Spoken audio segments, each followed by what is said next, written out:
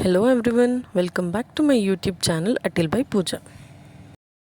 ಇದೇನು ಅಂತ ಯೋಚನೆ ಮಾಡ್ತಾ ಇದ್ದೀರಾ? ನಿಮಗೆಲ್ಲ ಪತ್ರೊಡೆ ಗೊತ್ತೇ ಇರುತ್ತೆ. ಆ ಪತ್ರೊಡೆ ಮಾಡೋಕ್ಕೆ ನಾವು ಕೆಸುವಿನ ಎಲೆ ಯೂಸ್ ಮಾಡ್ತೀವಲ್ಲ, ಸೊ ಅದೇ ಕೆಸು ಇದು, ಬಟ್ ಇದು ಬ್ಲ್ಯಾಕ್ ಕಲರಲ್ಲಿರುತ್ತೆ ನೋಡಿ, ಈ ಥರ ಇರುತ್ತೆ ಅದು. ಸೊ ಇದನ್ನು ನೀಟಾಗಿ, ಅದರಲ್ಲಿ 2 ವೆರೈಟಿ ಇರುತ್ತೆ, ಒಂದು ಗ್ರೀನ್ ಒಂದು ಬ್ಲ್ಯಾಕ್. ಸೊ ನಾವು ಬ್ಲ್ಯಾಕಲ್ಲಿ ಮಾಡ್ತಾ ಇರೋವಂಥದ್ದು. ಈ ಥರ ಫಸ್ಟಿಗೆ ಅದರ ಸಿಪ್ಪೆನ ನೀಟಾಗಿ ತೆಗೆದು ಈ ಥರ ಮಿಡ್ಲಲ್ಲಿ ಒಂದು ಪ್ಯಾಸೇಜ್ ಥರ ಇರುತ್ತೆ, ಅದನ್ನು ಈ ಥರ ಕ್ಲೀನ್ ಮಾಡಿಬಿಟ್ಟು ಅದನ್ನು ಸಣ್ಣಗೆ ಹೆಚ್ಚಿಬಿಟ್ಟು ಅದರಲ್ಲಿ ಒಂದು ಸಣ್ಣ ಒಗ್ಗರಣೆ, ವೆರಿ ಸಿಂಪಲ್ ರೆಸಿಪಿ, ಸಣ್ಣ ಒಗ್ಗರಣೆ ಹಾಕಿಬಿಟ್ಟು ಮಾಡುವಂಥದ್ದು. ತುಂಬಾ ಹುಳಿಯಾಗಿ ಖಾರವಾಗಿ ಏನಾದರೂ ಲೈಟಾಗಿ ಡಿಫ್ರೆಂಟಾಗಿ ತಿನ್ನಬೇಕು ಅಂತ ಇದ್ದಾಗ ಈ ಥರ ಏನಾದರೂ ನಿಮಗೆ ಕೆಸು ಸಿಕ್ಕರೆ, ಕಪ್ಪು ಕೆಸು, ಡೆಫಿನೆಟಾಗಿ ಇದನ್ನು ಟ್ರೈ ಮಾಡಿ. Very simple. ಮೊದಲಿಗೆ ನೀವಿಲ್ಲಿ ನೋಡ್ತಾ ಇರ್ಬೋದು, ನಾನು ಎಣ್ಣೆ ಮತ್ತು ತುಪ್ಪ ಮಿಕ್ಸ್ ತೊಗೊಂಡಿದ್ದೆ. ಅದಕ್ಕೆ ನಾನು ಸಾಸಿವೆ, ಜಜ್ಜಿರುವಂತಹ ಬೆಳ್ಳುಳ್ಳಿ, ಕರಿಬೇವು ಮತ್ತು ಕೆಂಪು ಮೆಣಸಿನ್ಕಾಯಿ ಅದನ್ನು ಹಾಕ್ಬಿಟ್ಟು ಚೆನ್ನಾಗಿ ಫ್ರೈ ಮಾಡಿ. ನೆಕ್ಸ್ಟ್ ಇದು ಆಪ್ಷನಲ್. ಸೊ ಇಲ್ಲಿ ನೀವು ನೋಡ್ತಾ ಇರ್ಬೋದು, ನಾನು ಇಲ್ಲಿ ಬಳಸಿರುವಂಥ ಮೆಣಸು ಗಾಂಧಾರಿ ಮೆಣಸು.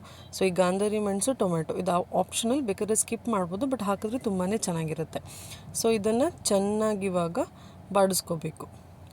ಸೊ ನೆಕ್ಸ್ಟ್ ಇವಾಗ ನಾನು ಆಗಲೇ ಹೇಳಿದೆ ಸಿಹಿ ಹುಳಿ ಫ್ಲೇವರ್ ಅಂತ. ಸೊ ನಾವಿವಾಗ ಏನು ಮಾಡ್ತಾಯಿದ್ದೀವಿ, ಇದಕ್ಕೆ ಬೆಲ್ಲದ ಹಚ್ಚು ಮತ್ತು ಇವಾಗ ಕಿವುಚ್ಕೊಂಡಿರುವಂತಹ ಹುಣಸೆ ಹುಳಿ ಪಲ್ಪ್ ಇದನ್ನು ಹಾಕ್ಬಿಟ್ಟು ಇವಾಗ ಮತ್ತೆ ಇನ್ನೊಂದು ಸಲ ನೀಟಾಗಿ ಮಿಕ್ಸ್ ಮಾಡ್ಕೋಬೇಕು. ಸ್ವಲ್ಪ ಬೇಕಾದ್ರೆ ನೀರು ಆ್ಯಡ್ ಮಾಡ್ಬೋದು.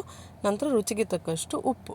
ಇದಿವಾಗ ಚೆನ್ನಾಗಿ ಒಂದು ಕುದಿ ಬರಬೇಕು. ಆ ಕುದಿ ಬರೋ ತನಕ ಇದನ್ನು ಚೆನ್ನಾಗಿ ಕುದಿಸ್ಕೋಬೇಕು. ನೋಡಿ ಇಲ್ಲಿ ಈ ಥರ ಚೆನ್ನಾಗಿ ಕುದಿಸ್ಕೋಬೇಕು. ಒಂದು ಸ್ವಲ್ಪ ಹೊತ್ತು ಕುದೀಲಿ ಇದು.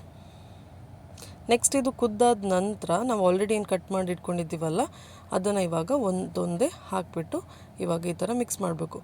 ಒಂದು ಮ್ಯಾಜಿಕ್ ಏನಾಗುತ್ತೆ ಇಲ್ಲಿ ನೋಡಿದರೆ, ಇವಾಗ ನೋಡಿ ಹಾಕಿದ ಕೂಡಲೇ ಇಲ್ಲಿ ಇವಾಗ ಫುಲ್ ಪಾತ್ರೆ ಕವರ್ ಆದಂಗೆ ಆಗುತ್ತೆ. ನಿಮಗೆ ಕೈ ಆಡ್ಸೋಕ್ಕೂ ಜಾಗ ಇರಲ್ಲ ಅನ್ನೋ ಅಷ್ಟು ಫುಲ್ ಆಗಿದೆ. ಬಟ್ ಅದೇ ಒಂದು ಸ್ವಲ್ಪ ಹೊತ್ತು ಬಾಡಿದ ನಂತರ ಅದ್ರ ಕ್ವಾಂಟಿಟಿ ರೆಡ್ಯೂಸ್ ಆಗುತ್ತೆ. ಅದು ಹಾಗೆ ಕುದ್ದು ಏನಾಗುತ್ತೆ, ಅದ್ರ ಕ್ವಾಂಟಿಟಿ ತುಂಬಾ ರೆಡ್ಯೂಸ್ ಆಗುತ್ತೆ. ಅದು ಕುದ್ದು ಆ ಥರ ಪಲ್ಪ್ ಥರನೇ ಹಾಕಬೇಕು, ಗಟ್ಟಿ ಇದ್ದರೆ ಚೆನ್ನಾಗಿರಲ್ಲ.